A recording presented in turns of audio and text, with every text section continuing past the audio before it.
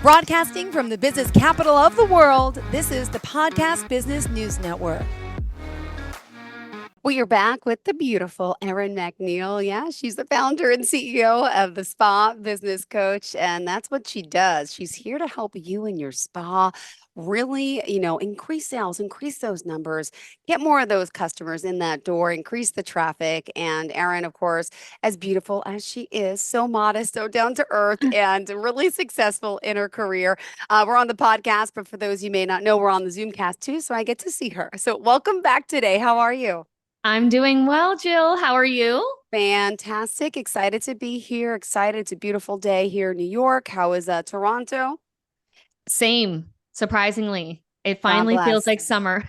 Beautiful. Well, we are excited to have you here. Tell us a little about what you do.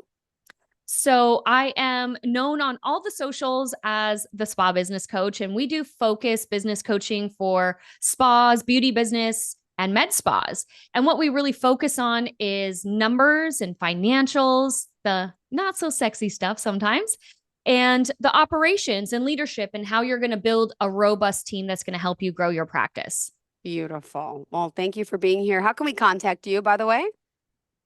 You can contact me on all the socials at the Spa Business Coach or through my website, www.thespabusinesscoach.com. Awesome. And just curious, how long have you been in this business for? Oh, I have been in the business for a very long time. I started out in high school. So it's been over 20 years Wow. working various positions, but a very long time. And the last 15 years focused in operations management and as a former spa director of a wellness and luxury spa resort. Awesome. Well, thank you for being back here. Always exciting to have you. And you're working with spas and different, aesthetic companies all over, right? I know you're based out of Toronto, but you can help someone in China. You can help someone in Japan. Like you are worldwide. Yes, absolutely. And that's the beauty about digital, right? Is we have an online digital Yep. program and everything that we do, including in our live groups, we video everything because also many business owners are just busy and they want some kind of database or library to Yep. refer back to, right? So we do everything digital. We do sometimes go on location. We book VIP days and we'll go on location. Mainly what we've done recently is in North America, but we serve everybody because everyone deserves to know how to run their business and make really great money doing it. Beautiful. Well, thanks for being here today. And what did you kind of want to focus on for our listeners before we begin today? The area of focus has to do with summer and sales, right? Yes. So the last couple of times we did talk about, this is the time of year that if you own a med spa, or if you have an aesthetic practice or a spa Yep. business, you get concerned that with the summer months, if you're in a Huh? state or a province where winter is cold and dark and summer is sunny and warm, many people go on vacation, they take time off, and it can feel like people completely retreat, right? In New York Yep. City, where do people go? They don't necessarily stay in the city all summer. Exactly. And Yep. so, what can business owners do during this time? And it's really important to recognize what is your mindset going in. Because I'm a firm believer, and I think I shared this quote before from Henry Ford, right? If you think you can or you think you can't, you are right. And so, if you go in with the mindset that it's going to be slow, it's going to be difficult, and sales are going to be low, chances are you are correct. If you Yep. go in with a mindset that I'm going to make it work, I'm going to continue business flow, I'm going to make the most of it, most likely that's what's going to happen. And so, going into the summer, you want to think about what is the psychology of my client, of my Mm. potential customer, right? So, it's important that if you're trying to create promotions or you're doing features or you're trying to reach out to these people, you want to think about where is their mindset? What is important to them right now? Okay. And if you Yeah. haven't taken the space as an authority to say, you should continue with this treatment or you should consider doing this other treatment while we maybe hold off on doing that one, you are the authority. And so if you're leading the way and leading that charge, you want to think about, are they being receptive to it or what mindset do they have coming in and how can I help serve them where they're at? God bless. Yes, exactly. And it's funny because Not everybody. I mean, you hope you hire someone at a spa. I'm thinking about the spas I go to that are friendly, outgoing, or but not everybody is that savvy. And you train them too, right? Their staff, little, how to, to respond to a customer. I mean, if you're working in this field, you should have those basic skills, but some people don't. They need that help, which is something I know you help with as well. Absolutely. And that's the thing is, especially in the beauty, I would say beauty as a blanket statement, many of us don't really believe we're salespeople. We're rather Mhm. educators. And so if you approach it as an educator, you're really personable and you're giving all the information, but you might not actually be identifying what is the problem that you're helping solve for that person. Because people have a sense of urgency to solve problems, right? Yeah. Rather than reach a goal. And so if I Mhm. have a problem versus a goal, I'm going to pay attention to the problem first. And so you want to think about, okay, yes, as you mentioned, they're Mhm. fun, they're personable, they're outgoing, but then when it comes to sales, they lock up. Yeah. And so sometimes you want to think about, okay, am I really creating an environment where I can hear what is the problem that they have that what I do solves? Because when you can do that, solving problems turns into sales. That's all that is, right? If you think about it, if I got a flat tire on the side of the highway, well, I have to call a tow truck. What happens in order for me to fix my broken tire? A sale, right? I Yes. have to pay Yes. somebody. So Yeah. when you can approach it with that mindset, it really helps to take some pressure off of you as a salesperson because it allows you to show up a little bit more present, to listen to what is that problem that I can help solve for this client. Thank you. So we got to make sure we open our ears. Thank you for that. Go ahead. Absolutely, absolutely. But you asked originally, what can people do during the summer? And so there's three kind of main marketing principles. If you take anything away from today's conversation, three great marketing principles that you can apply, especially during a slower season, which maybe for you historically has been right now or at the beginning of right now, is there's three marketing principles. One of them is paradox of choice. And so what I want to offer to listeners is if you notice that it's difficult for clients to actually make a decision or move forward or take action, it could be because you're offering too many options. And so, paradox of choice means if there's too much to choose from, you can actually Mhm. get decision paralysis. Oh, And so, you want to make it very simple. It's this or this. Don't give them five things that they could do. Make the choice easy and as easy as possible because we're humans and we're hardwired for path of least resistance, right? We want things easy and simple. So that's one principle you can move forward with. If your menu is very long, focus only on one or two things each month, right? Don't say we've got these 5 to 8 things on sale, you're going to miss the bargain, right? So focus in on one or two things. The other one is social proof. And I don't see this enough from many med spas or beauty businesses yep. where they're really asking for a Google review. They never ask, or I would say most places don't ask. You might get an email later on after you've checked out that says, "Hey, can you fill out this light survey?" which most people ignore. But it's more personal if you can say, "Hey, Jill, it was so great to see you today. If you loved your treatment, it truly means so much to us. Uh, our goal this year is to actually serve more of this community. And by you giving us a review, it allows the community to know that we're doing good things and allows people to make the right choice with us." And so that's social proof. So that's your other marketing principle is social proof. If you're not asking for reviews, you're most likely not getting them. Right. And if you're not asking, can I take a before picture and I'm going to show you the after? Can I share your journey of before and after on socials?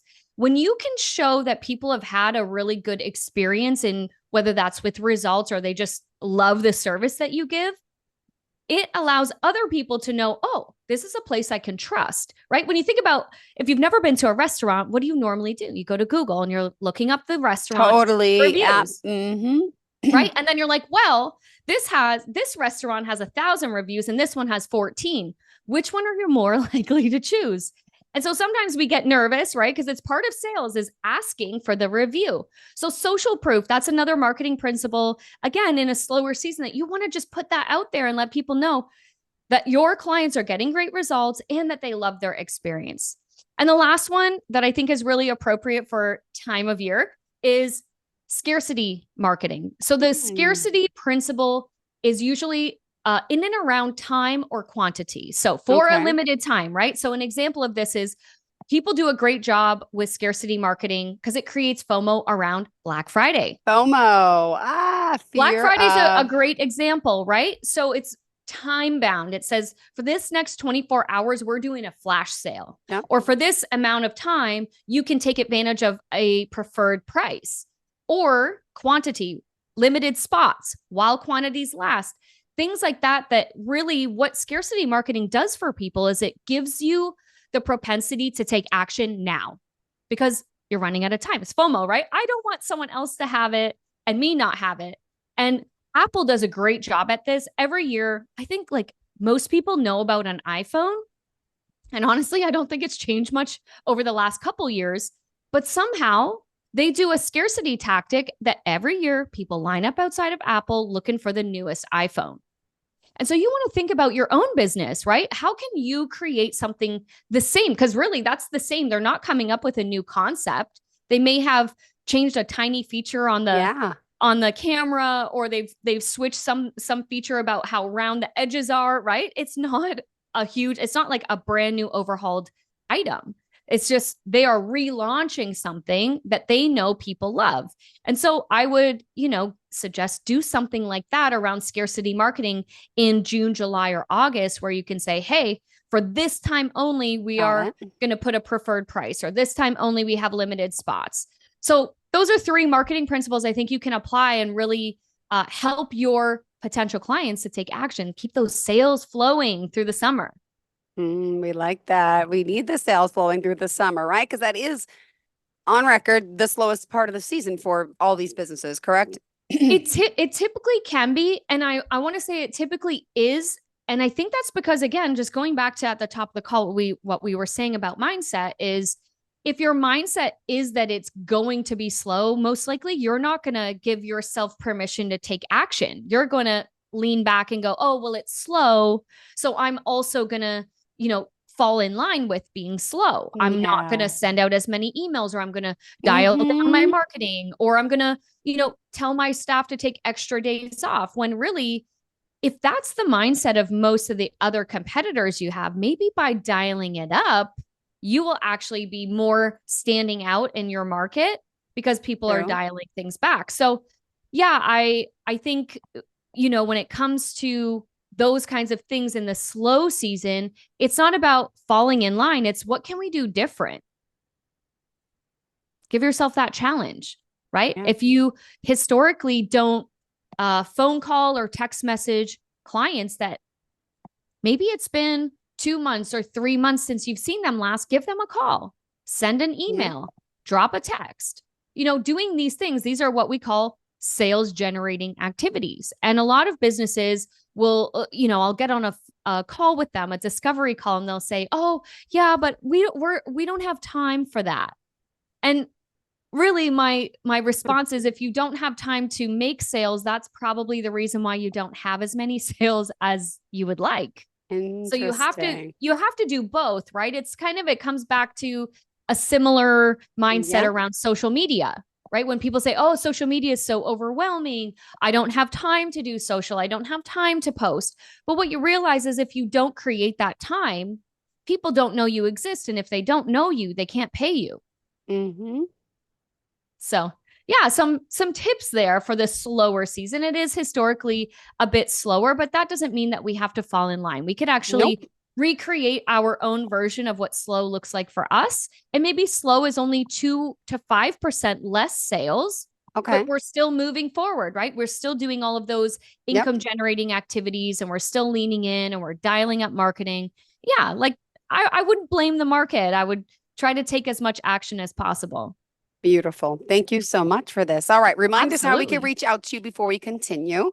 Oh, for sure. I'm on all the social platforms at the Spa Business Coach on Instagram and TikTok and YouTube.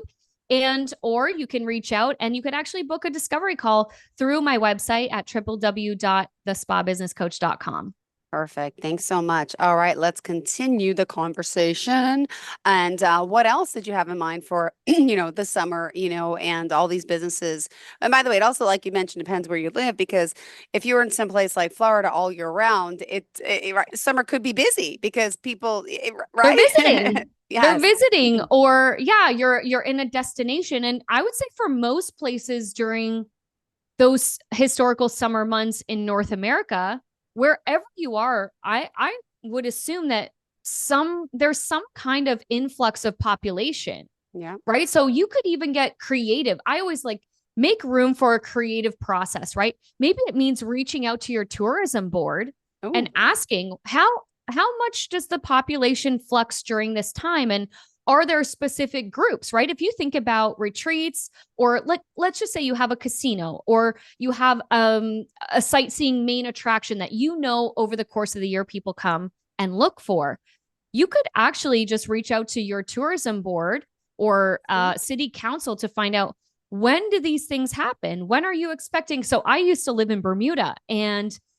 we used to rely on cruise ships. So I worked in spa in the hotel industry, right? And yeah. when a cruise ship came into the island, we were always well aware of the cruise ship itineraries and schedules. So I would staff appropriately because I knew that there's going to be so many more tourists on island, and therefore we needed to capitalize.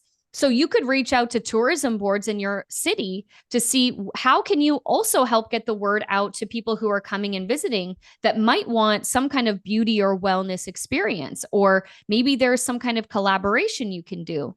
I also think it's a great time to network, right? If your spa or med spa or aesthetic practice is a little bit slow, this is maybe when you want to get out and network. Go maybe pair up with some similar like businesses and or some other folks in other businesses who have a very similar client. So as an example, a lot of clients, I will say, who is a luxury real estate agent in your city?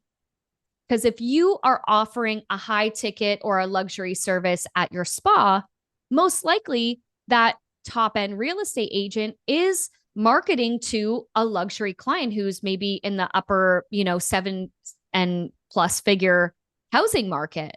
And so that would probably be fitting for that person's type of lifestyle. Therefore, that allows you to tap into their client base. They can tap into your client base, and or you can collaborate in some way. Same thing with if you have golf and country clubs, go meet the membership manager, introduce yourself, maybe offer a membership exclusive for the first time they come and visit your spa, right? That's a very easy one to tap into. But again, sometimes people just sit back and they go, well, Jill, it's summertime, so we're slow and oh well. But I don't really believe that. I think you can take action. I think you can get really creative around who has a similar audience as me in this town or in this city. And let me find out who those people are and go network, go introduce myself, even if it was a luxury car dealership, or maybe it's a boat dealership, right? Go talk to them. If I own a boat, chances are I probably either myself or my partner or my family, we stay good with our health. We're into well-being. We're into looking good and feeling good, right? So those kinds of things where I think that there's a lot of opportunity that people sometimes just give up before they even try. Lots to think about, right? Yeah, I'm just ecstatic. It's so funny. I got an email. I didn't tell you this yet. It was probably after we spoke last week. And my girlfriend owns a spa, and she actually decided to have midsummer night's dream. I guess she's, nicknaming it. Great little thing. I got an email. Not only got an email about it, I get text. You get the cocktails. She's having the raffles again coming up in July. And then it's funny. I texted her. I said, "Oh my goodness, I said, this is great. I'm going to try my best to be there, blah, blah, blah. The kids, if I can get rid of them, all that stuff." And then she's like, "Oh, you know what?" She's like, "I was thinking." She's like, "Maybe I'll do like a Christmas in July, like the halfway point to Yes. summer to Christmas, and do like a sale." I'm like, great idea. And I forgot to tell you that because I'm like, I got to tell you when I speak to you next week. You're in July, but it's like, you have like QVC and HSN doing all those Christmas in July sales. Yes. Hey, why not make it a Christmas party? Or she can do the Midsummer Night Dream, but another time, or just a great idea to take something in the winter, promote it in the summer, Yeah. 100%. So I hear Christmas in July a lot with other spas, and it's a phenomenal, it's honestly, it works really, really well. And if you can execute it, what happens is everyone who attends goes, that was phenomenal. I can't wait until next year. And that starts to create buzz. And also when you're at your friend's event, make sure that you've got someone there doing videography, someone there doing photography. Why? We want to post about how amazing this event was so that we generate FOMO, so that we also start to get that buzz around, are you doing this next year? Mm-hmm. So also when you're holding these events, you want to have someone, it's totally worth it. It might cost you $300, maybe up to $500, but you'll get someone in, film all of your patrons coming in, having a good time, enjoying cocktails, looking at some demos, meeting and greeting that makes you a staple in your community. And that's great content you can use for the rest of the year. But it also generates a lot of FOMO where those folks who didn't make time, they'll go, oh, geez, I'm not going to miss the next one. I love it. I love it. FOMO. I love it. Fear of missing out, by the way. I only learned that recently, so I have to say it. I did not know. I didn't understand. It's like a young person's thing. And I'm like, old. My niece said it to me a few months ago. And I'm like, what? But yeah. Just in case works. you don't know. If you're as a old marketing like me tactic. Listening. Yes. Thank you. Thank you. Yes. So what are you most looking forward to when you go to this event? Honestly, the alcohol. Yeah. And the raffles.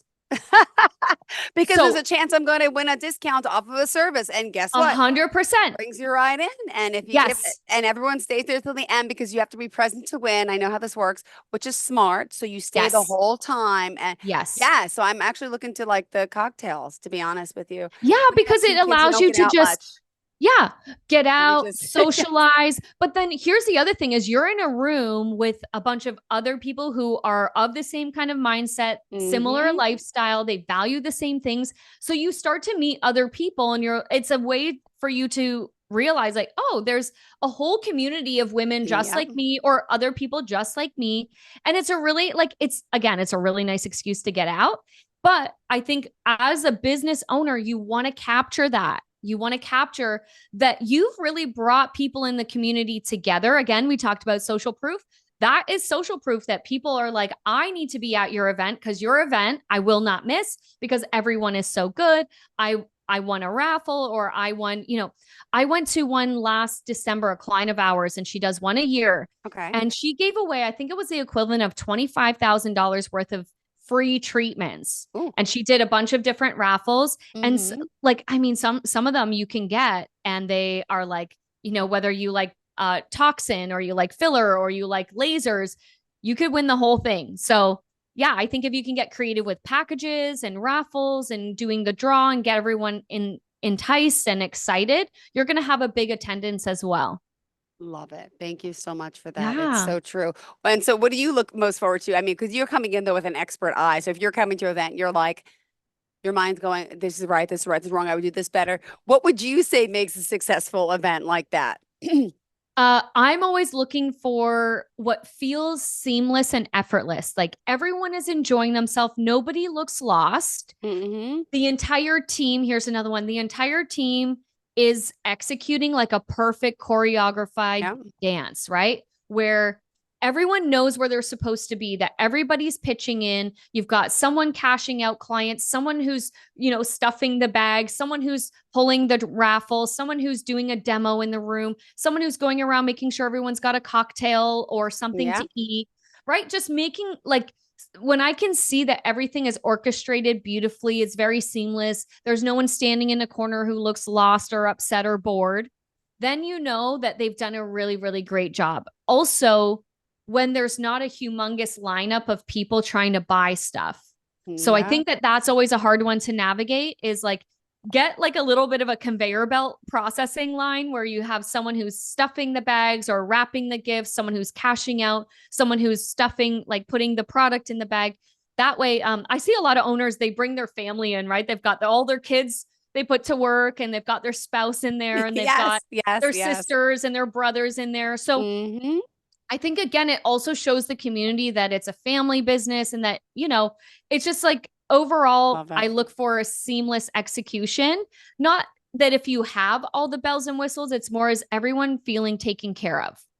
Got it. Yeah, I love that. And it's always a good to feel that way, to feel good, to be taken care of. And hence it brings that round circle of people together and the wheel of, income together, because you got to keep that wheel spinning all 4 seasons.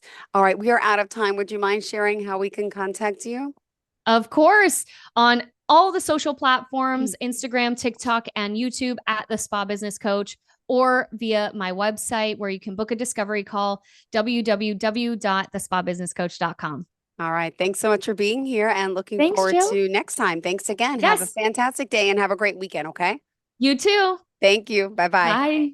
Are you looking for even more of the podcasts and hosts that you love? The Podcast Business News Network is proud to announce that you now have even more ways to listen live. Check out the MyTuner Radio, online radio box, and Simple Radio apps on iOS and Android, or find us online. Search for Business News Network on mytuner-radio.com, or search Podcast Business News Network on streama.com and onlineradiobox.com/US. Take your podcast on the go and don't miss a minute of the action.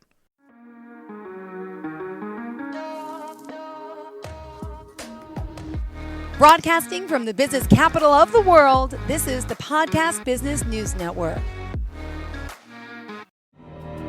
For nearly 2,000 severely injured veterans, everyday life has become filled with barriers. Day-to-day simple tasks can become pretty daunting. I have to carry my chair up 2 flights of steps or have somebody do it for me. What scares me the most is just the falling. When I'm struggling with my house, I think, to have that one great barrier just knocked down, it's crucial. Home for Our Troops is a wonderful nonprofit that builds a mortgage-free, fully adaptive, handicap-accessible house. And there's no catch. It'll be our very first home that we've ever owned. This is a game changer. This is where your life begins again. We need you to join us in completing this important mission. Please visit hfotusa.org and help build homes and rebuild lives. Because of you, everything's going to be okay.